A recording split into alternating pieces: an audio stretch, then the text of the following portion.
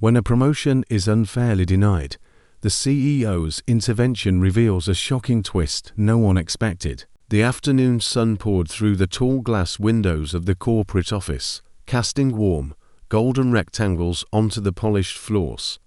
The soft hum of computers, occasional ring of telephones, and distant chatter of co-workers created a rhythm that seemed ordinary to anyone passing through, but for some, every detail carried weight. At his desk, Marcus Johnson, a black man in his late 20s, sat upright, his posture meticulous, eyes focused on a spreadsheet glowing on his monitor.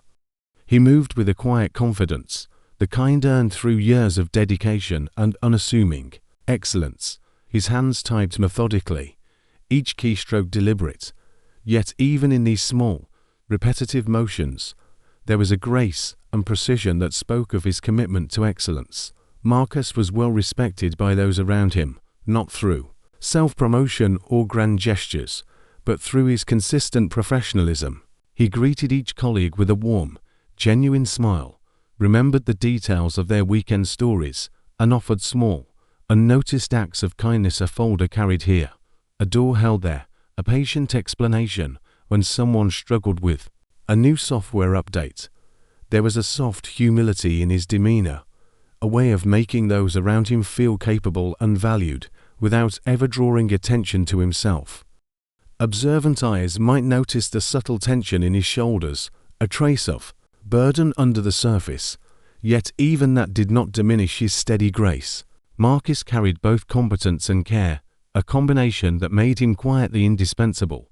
Across the office, in stark contrast, sat Leonard Caldwell, the mid-40s executive whose presence could dominate a room without effort. Leonard moved with an air of unchallenged authority, the kind cultivated over decades in the corporate world. His tailored suit, perfectly pressed, mirrored the sharp edges of his personality, crisp, rigid, and unyielding. He walked past Marcus's desk with an expression that barely concealed disdain, a micro-expression, a brief narrowing of the eyes, a half-smile that carried the weight of subtle bias. Leonard prided himself on his judgment and taste, often cloaking personal prejudices in the language of performance metrics or cultural fit. Yet, his glances at Marcus were never entirely neutral.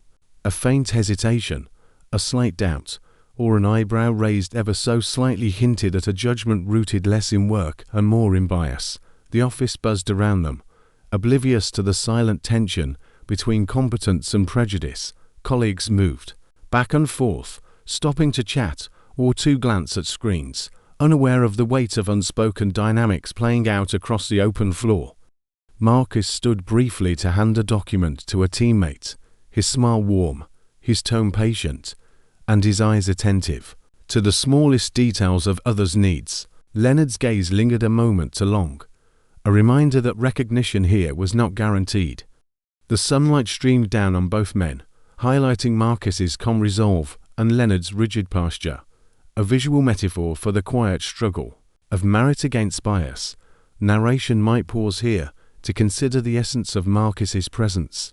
In every subtle act of kindness, in every precise and patient motion, there was a story of perseverance. He carried not only the responsibilities of his role, but the invisible weight of expectation, both internal and external. While Leonard's influence threatened to overshadow him, Marcus's quiet determination, his focus on fairness and human decency, made him a figure of understated heroism, a man whose worth was measured not by the approval he received, but by the integrity he upheld in a world that often overlooked it. The hum of the office shifted into a higher pitch that afternoon as employees gathered around the central conference area for the annual promotion announcement. Excitement buzzed through the air like static electricity, each whispered speculation and quiet cheer building anticipation. Papers shuffled, chairs scraped across polished floors, and the faint aroma of coffee lingered, mingling with the crisp scent of freshly polished desks. Marcus Johnson sat at his desk, his posture straight, hands resting lightly on the keyboard, a mixture of calm and quiet expectation reflecting in his steady eyes. He had worked tirelessly for years, pouring meticulous attention into every project, every report, every client interaction. Yet, even in the midst of his dedication, he carried an unspoken anxiety, a hope tempered by the cautious knowledge of office politics and human bias. The room fell silent as Leonard Caldwell stepped forward, his tailored suit impeccable, his expression the perfect blend of authority and showmanship. He cleared his throat, and the room leaned in. Names were called one by one, applause breaking out for each promoted individual. Smiles were exchanged, hands were shaken, and colleagues congratulated each other with warmth and enthusiasm. Marcus watched with polite interest, nodding when appropriate, masking the flicker of anticipation and whirring beneath his composed exterior. Then, the moment came that would shift the room's energy. Leonard reached the final names, the senior positions, the coveted roles that carried not only responsibility but recognition. Marcus's heart beat steadily, though the rhythm carried a subtle tension. He had led key projects, exceeded targets, and earned commendations from clients and peers alike. His performance metrics were impeccable, a clear reflection of his competence and dedication. Yet, when the final list was read, his name was absent. A collective murmur rippled through the office. Colleagues glanced at each other, eyes narrowing, whispers floating like small currents of disbelief. "Did you see that?" one whispered. "He should have been next," said another. The air thickened with quiet astonishment and a growing sense of injustice.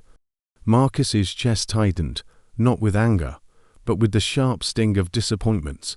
He allowed himself only a controlled exhale, maintaining the professional composure that had defined him for years.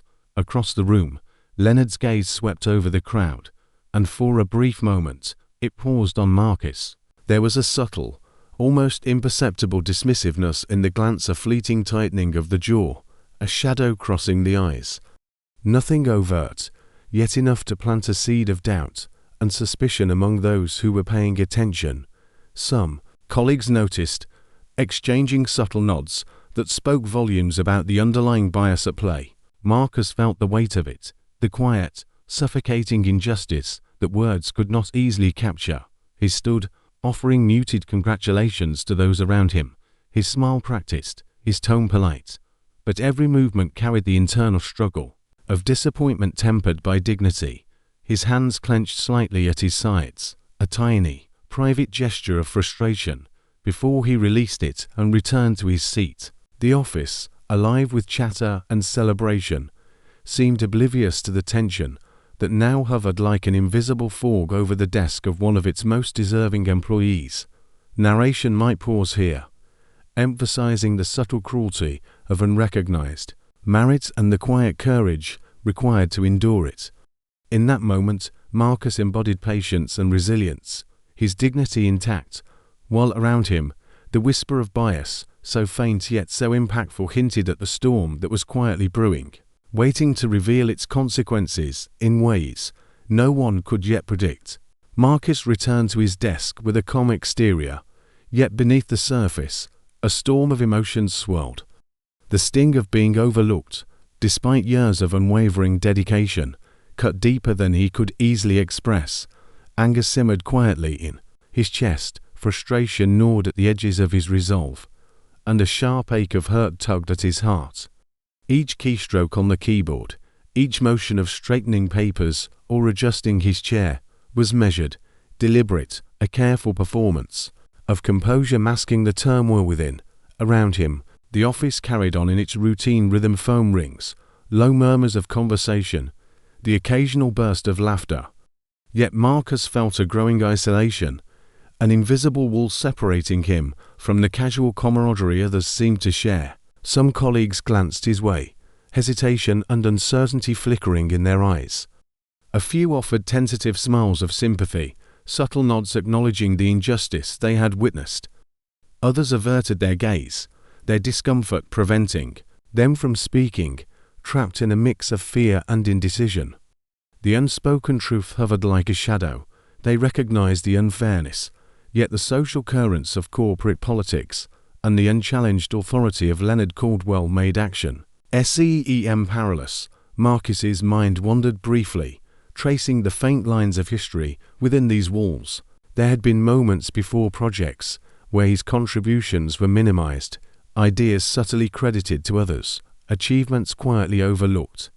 The patterns formed a haunting repetition, each instance reinforcing the sense that merit alone was insufficient to guarantee recognition. The injustice was not sudden. It was woven into the fabric of his daily experience, subtle, persistent, corrosive. Yet, he had endured, and he had endured with dignity, refusing to let bitterness define him. Even as each slight left its mark, a co-worker passed by, muttering a quiet "I'm sorry, Marcus," before scurrying on, and Marcus offered a nod, a small acknowledgement of gratitude. It was not enough to lift the weight, but it was a reminder that not everyone was blind to the truth. Each glance of empathy, each whisper of understanding, became a small counterbalance to the unfairness he endured. Still, the silence from the majority pressed against him, a tangible reminder of isolation in a room full of people.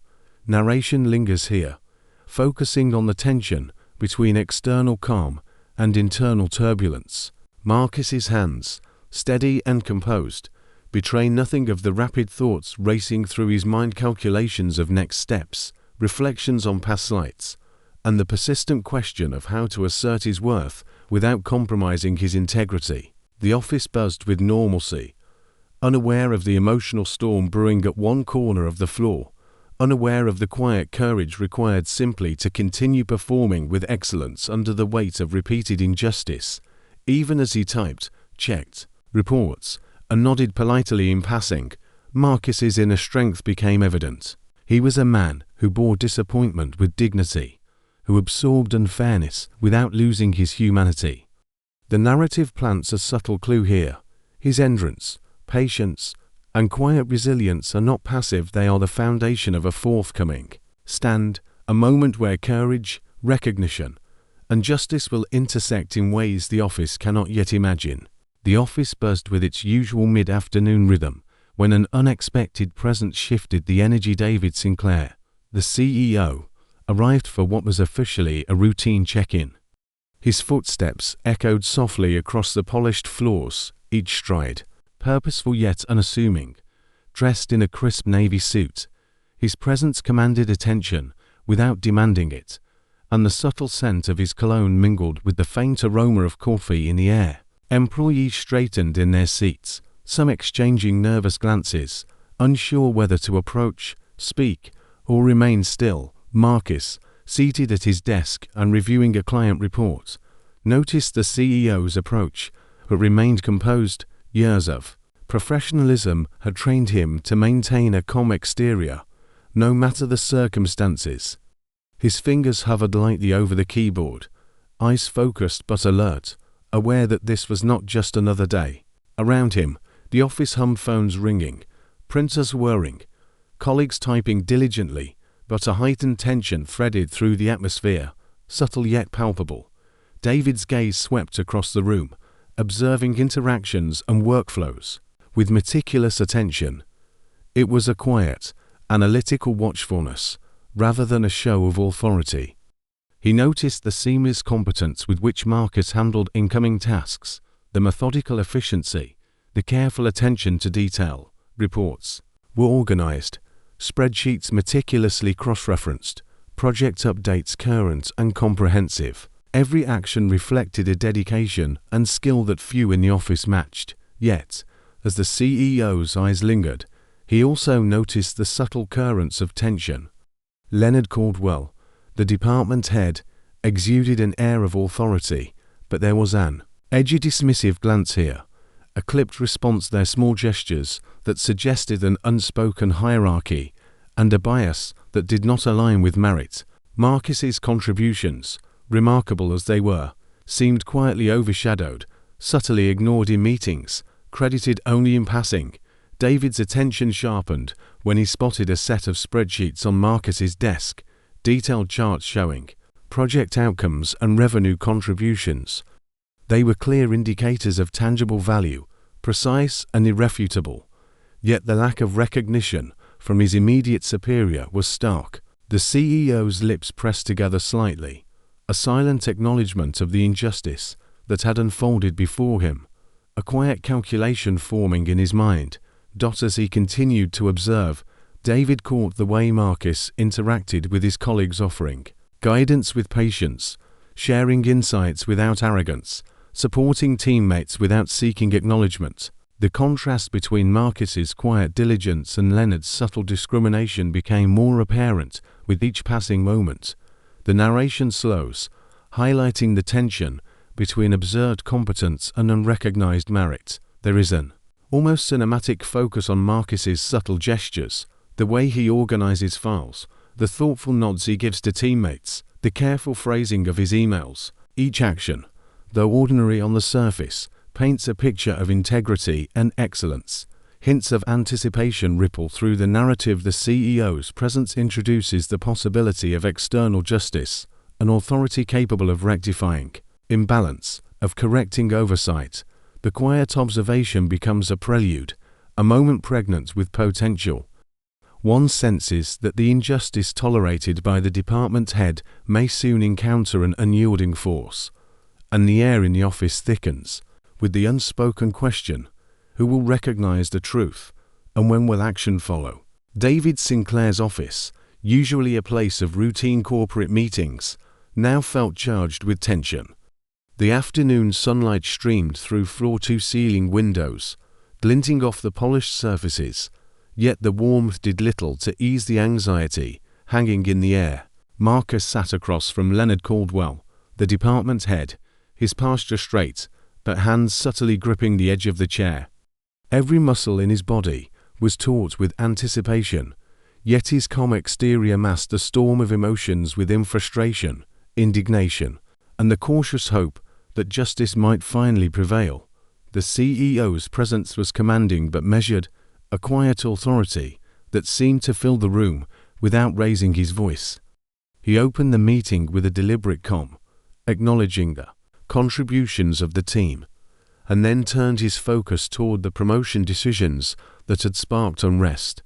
Leonard shifted uncomfortably, clearing his throat, attempting a confident tone. He justified his past choices.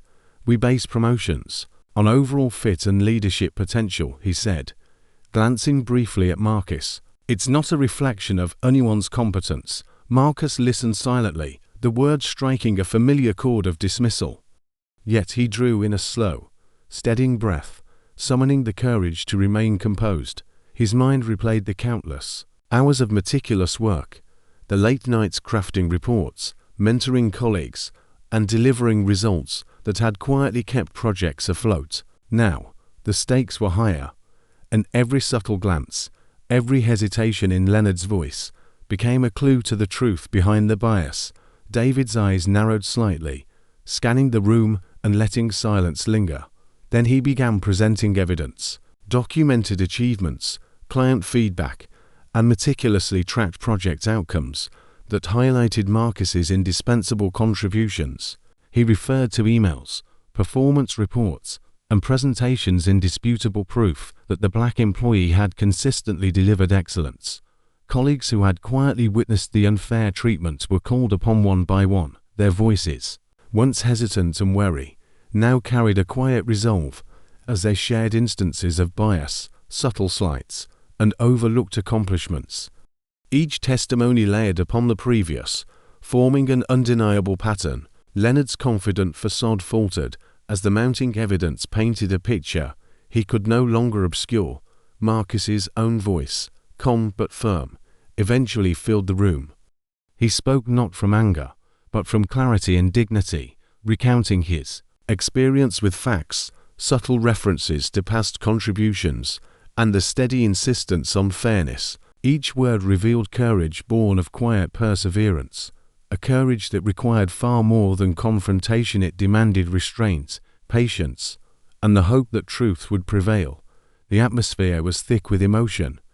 Anxiety and fear coiled, alongside admiration for Marcus's composure, the quiet courage it took to stand firm under scrutiny. David's presence acted as a catalyst, an impartial authority observing the interplay of truth and bias, weighing evidence, and preparing to intervene where justice was due.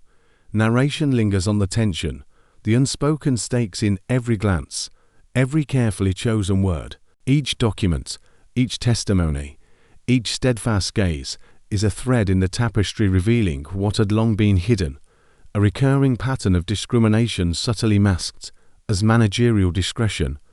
The scene is a quiet storm, the calm before the resolution, as the office holds its collective breath, waiting to see whether integrity and fairness will finally triumph over prejudice. The room was heavy with tension as David Sinclair leaned back slightly in his chair, observing the subtle shifts in posture and expression. Leonard Caldwell, who had carried himself with an air of unquestioned authority for years, now fidgeted in his seat, the veneer of confidence cracking ever so slightly. Marcus remained calm, his quiet dignity a stark contrast to the discomfort radiating from his superior. But what came next would tilt the balance of the room in an unexpected way. David's voice cut through the silence, precise yet deliberate. "There's one more detail we must consider," he said, tapping on a tablet to project a series of charts and graphs across the sleek office wall. The numbers leapt out at the room: a significant surge in revenue, major client acquisitions, and highly successful project completions. The key detail.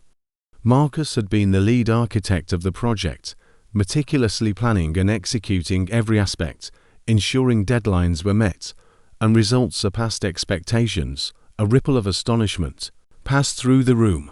Leonard's jaw tightened, his eyes darting nervously as he tried to reconcile the truth with his previous dismissal. Marcus had not only fulfilled his role, he had carried the company to new heights, achievements that Leonard had minimized, quietly claiming credit in boardroom meetings or deflecting attention elsewhere. The revelation was stark. The very employee he had overlooked, disregarded, and subtly undermined had been instrumental in the company's success. Other employees, emboldened by the undeniable data, began sharing their observations. Whispers turned into statements of support, recounting moments when Marcus had stayed late to troubleshoot issues, mentored newer staff, and handled crises with precision.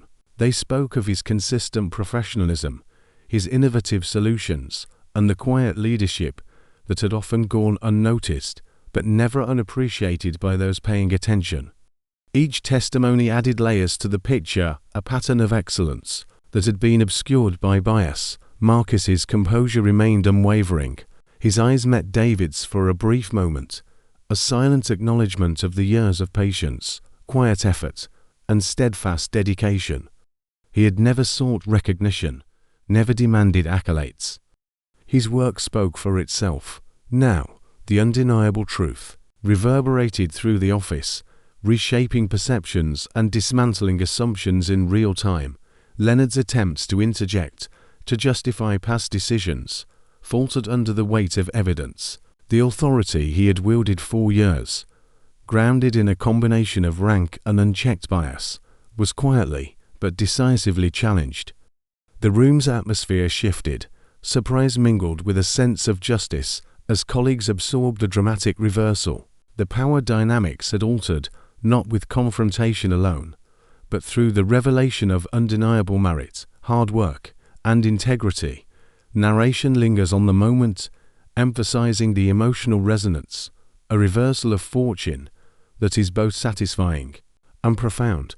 The quiet courage of Marcus, the patience, the perseverance, the unwavering dedication to his craft was now illuminated for all to see. It was a dramatic vindication, a moment where truth and fairness intersected, and the subtle injustices that had long been tolerated could no longer persist. In the pause that followed, the office seemed to collectively exhale, a mixture of relief, admiration, and awe filling the air. Marcus's work, once minimized, now stood as an undeniable testament to his skill, character, and resilience. The twist was complete. The employee who had been overlooked and undermined had, through merit and quiet determination, revealed the stark contrast between genuine excellence and superficial authority. The office buzzed with an energy unlike any before. Sunlight spilled across the open floor plan, glinting off polished desks and the glass walls that framed the city skyline. Yet the warmth now carried a different kind of glow of acknowledgement, justice, and restored order. David Sinclair, the CEO, stood confidently at the front of the room, commanding attention not through authority alone, but through the presence of decisive fairness. Today, David began, his voice steady and clear.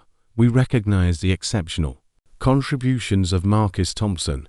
His dedication, skill, and leadership have significantly advanced this company, and it is only right that he receives the promotion he has long earned. A ripple of applause ran through the room, tentative at first, then growing in volume as colleagues rose to their feet. Marcus sat momentarily stunned, absorbing the affirmation, his usually composed face softening into a smile that carried both relief and quiet pride. Years of meticulous work, of navigating subtle prejudice and unspoken bias, had culminated in this moment of undeniable recognition.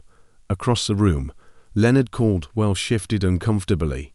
The weight of accountability settled over him. He had been confronted not just with facts, but with the stark reality of his own bias and the consequences it carried. David's words were firm, but fair. Leadership demands not just authority, but integrity and respect for all members of the team. As part of our commitment to a fair workplace, Leonard will be reassigned to a role where he can undergo further management training, ensuring these values are upheld consistently. The office, once tense with whispers and unease, now vibrated with a new rhythm.